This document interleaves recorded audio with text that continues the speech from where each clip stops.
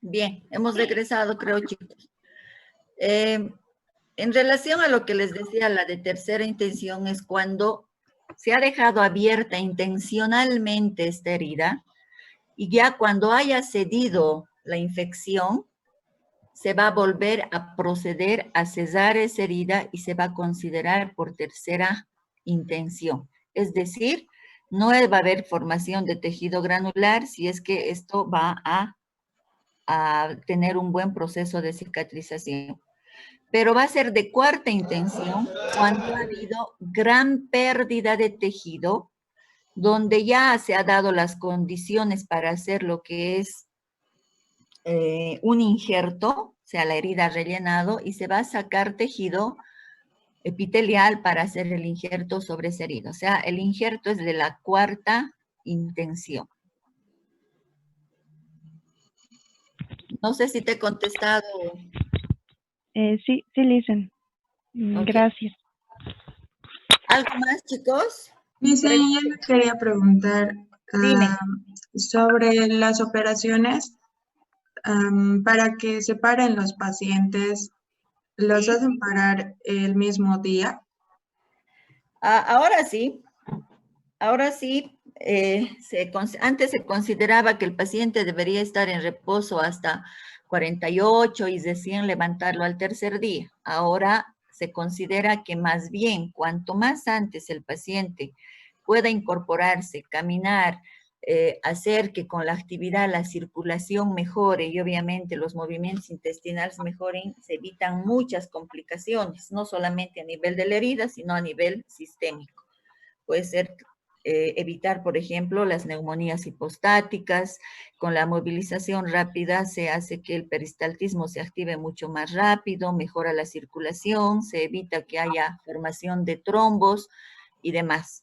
Por tanto, al paciente hay que movilizarlo incluso después de las 4 horas después de haber sido intervenido. Obviamente, depende de la magnitud de la cirugía. Si son laparotomías amplias, grandes, pues el paciente a las 12 horas, 24 horas va a ser movilizado. Pero nunca deben olvidarse ustedes como médicos que van a atender a este tipo de pacientes que la movilización siempre es progresiva. ¿Qué quiere decir? Que primero voy a sentarlo al paciente en la cama. Luego voy a hacer que el paciente se siente en el borde de la cama. Y luego voy a hacer que el paciente se pare al lado de la cama y recién voy a hacer que el paciente camine. No le voy a hacer caminar todo el hospital, simplemente tiene que dar algunos pasos y volver a la cama. Y así va a ir progresivamente levantándose. Ahora, ¿qué aspectos tengo que tomar en cuenta para hacer todo esto?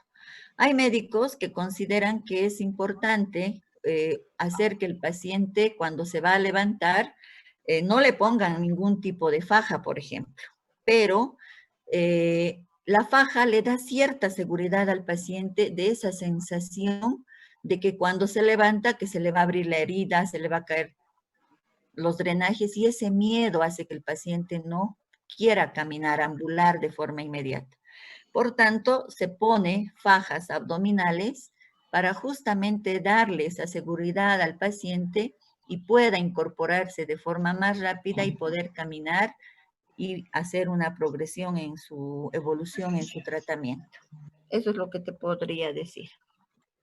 Gracias, Lisen. Lisen, una consultita más.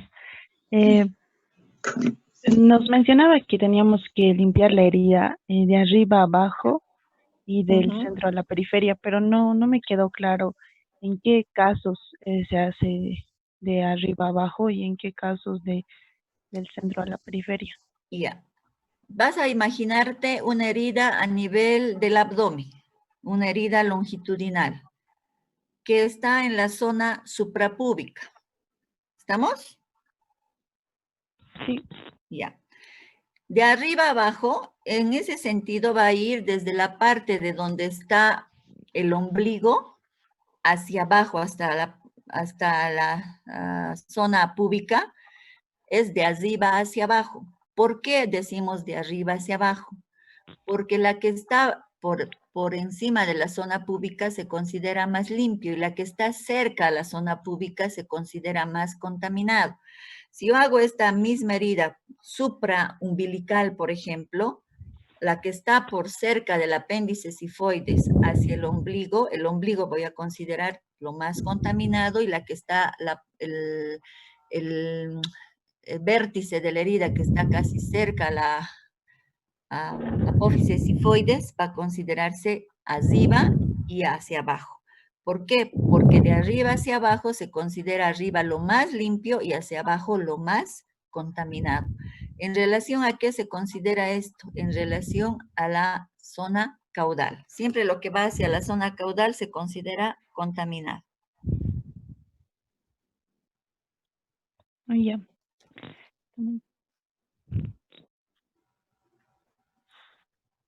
¿Alguna otra pregunta para que yo les muestre ya las heridas? Sí, Liz, yo tengo una consulta. Dime. ¿Cómo se hace en cuanto al anestésico? Para, a veces es necesario sedar al paciente o no es necesario normalmente. ¿En qué Se caso de realiza? herida me estás hablando? Bueno, en general, digamos, para las curaciones. Ah, ya. Para las curaciones se considera la sedación en caso de pacientes que tienen quemaduras más del 60%, por ejemplo. ¿Por qué? Porque los pacientes van a sentir mucho dolor, especialmente si son de segundo grado, o cuando van a hacer debridaciones grandes a nivel de pacientes que tienen lesiones increíblemente amplias. Van a entrar a quirófano y les hacen esa limpieza bajo sedación. Las laparotomías contenidas, por ejemplo, también van a necesitar sedación y eso se hace dentro de quirófano.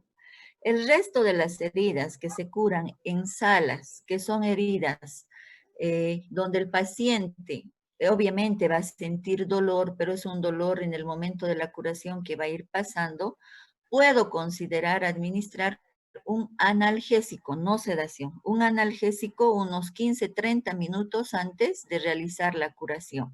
O considerar darle en horario el analgésico cuando yo sé que ese paciente por la misma herida va a presentar dolor intenso después de las curaciones. Entonces se da ese tipo de analgesia o sedación en esos casos.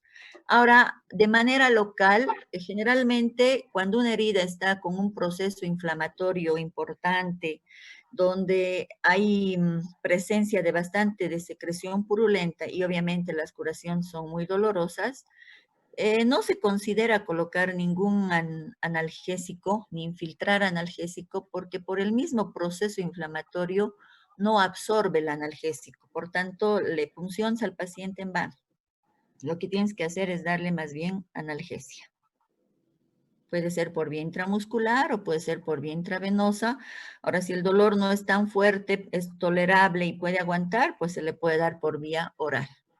Pero generalmente cuando son heridas grandes y bastante extensas, se considera la vía intramuscular. Nunca se olviden que todo medicamento la vía que escoja, va a depender del estado hemodinámico del paciente y de la función renal también que tiene ese paciente. ¿Algo más, chicos? Gracias, Liz. Lice, ¿qué pasa si tu paciente no colabora con la curación? Digamos, hay unos viejitos que son bien fregados y les duele, les arde y levantan la mano, o por ejemplo los niños que sencillamente no se dejan curar. ¿Qué ahí sí habría que sedarlos o qué se procedería a hacer? No. En los niños hay inmovilizadores y además se requiere de la presencia de los papás, ¿no? En determinadas curaciones. Y cuando no, el papá no puede estar porque es una curación de una herida bastante amplia y se necesita un tipo de ambiente diferente, pues hay inmovilizadores para los niños para que puedan no moverse o tocar las zonas donde nosotros vamos a hacer la curación.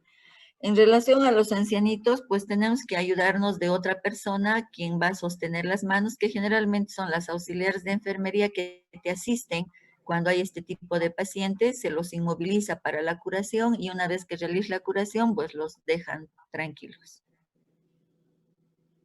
Gracias, Licen. ¿Algo más, chicos? En relación al material están, creo que todo claro, ¿verdad? Bien, ahora les voy a mostrar con un video, no con un video, con las imágenes que yo les voy a mostrar cómo van a hacer sus heridas. Ya lo estoy yo en un medio proceso de construcción, pero ustedes lo van a terminar de hacer. ¿Estamos? Voy a activar la cámara para que puedan ver lo que yo voy a mostrarles. Tengo que dejar de compartir, ¿no? Pantalla para